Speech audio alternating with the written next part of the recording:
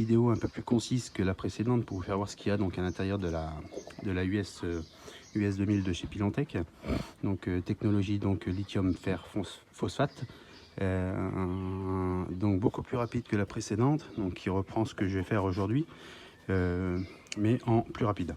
Donc on y va. Donc on ouvre le capot de cette batterie.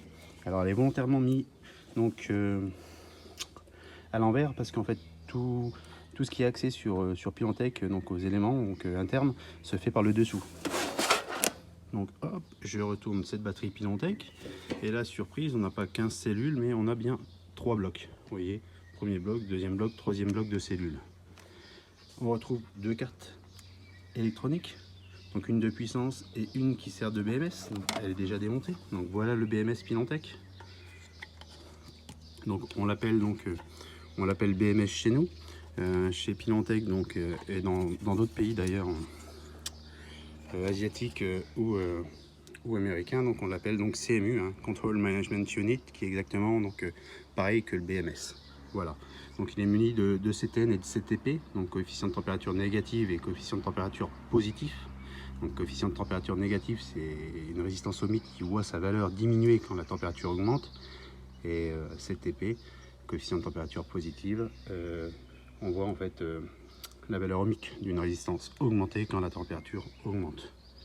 Donc voilà cette carte électronique qui fait office de BMS chez Pilantec. On passe de suite aux cellules. Donc les cellules, 3 blocs de cellules et non pas un seul bloc de 15 cellules mis en série. Donc on va prendre un bloc ici qui a déjà été démonté, donc qu'on retrouve ici. Donc voilà comment la technologie Pilantec se fait. Donc en fait on retrouve donc 10 sachets de matière active, de lithium, ion, parce que à savoir donc en chimie que quand un élément, un atome perd un électron, devient un ion, et donc le lithium a cette faculté, cette facilité de perdre un électron. Donc nous avons donc 10 sachets, bon, d'accord, vous allez me dire 10 sachets, mais s'ils sont en série, donc 10, alors un sachet fait, regardez, 3,2 volts. Donc 10 sachets x 3,2 volts, on a 32 volts. Si on met tout en série, on est au-dessus de 90 volts. Non. En fait, Pilantec, ce qu'ils ont fait donc, dans leur technologie, c'est qu'ils ont mis donc 2 sachets en parallèle, par 2 sachets en parallèle, par 2 sachets en parallèle, par 2 sachets en parallèle. Donc on a 2 sachets en parallèle mis en série avec 2 autres sachets en parallèle, mis en série avec 2 autres sachets en parallèle, mis en série avec 2 autres sachets en parallèle.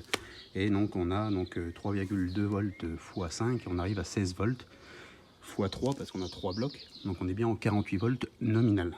Voilà ce qui se cache derrière Pilantec. Et on le voit très bien sur le dessus. Vous voyez très bien donc la mise en parallèle ici, plus plus, moins moins. Donc on vient donc en série après avec le deuxième bloc, plus plus, moins moins. Donc avec 2 autres sachets de matière active. Et ainsi de suite. Voilà donc le secret. Le secret, c'est pas un secret Pilantec, mais ce qu'on ne savait pas donc à propos de ces batteries Pilantec. On pourrait croire que c'est 15 cellules directement mises en série. Non, c'est série de 2 sachets deux sachets de matière active de 3,2 volts mis en parallèle et mis en série ensemble après. Et le tout bien entendu mis en série. Voilà, donc j'ai testé bien entendu la tension ici parce que la batterie était pleine quand je l'ai démontée.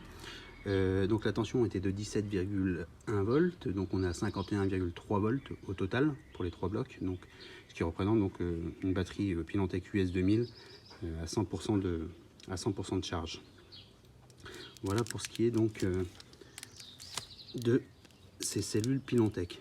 Donc le lithium est bien entendu gélifié, hein, il est en gel, et donc voilà, donc moi j'ai de réserve donc parce que j'essaie de monter ma Pilantec, donc des sachets.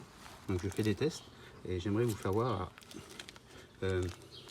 comment donc le lithium est très dangereux, même à l'état de sachet comme ça, hein, de matière active. Donc je vais essayer de caler le téléphone pour vous faire voir comment le lithium est dangereux. Alors, si je peux vous faire voir.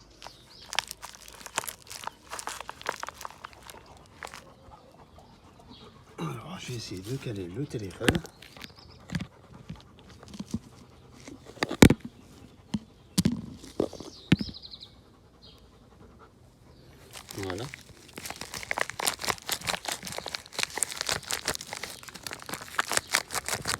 Là, vous voyez que ça prend, vous voyez, ça s'emplante directement. Voilà. Regardez.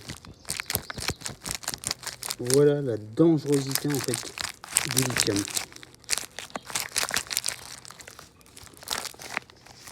Alors si on va plus loin, qu'on regarde vraiment à l'intérieur d'une batterie lithium US 2000 et notamment de ses cellules, donc on voit donc que la cathode est en cuivre.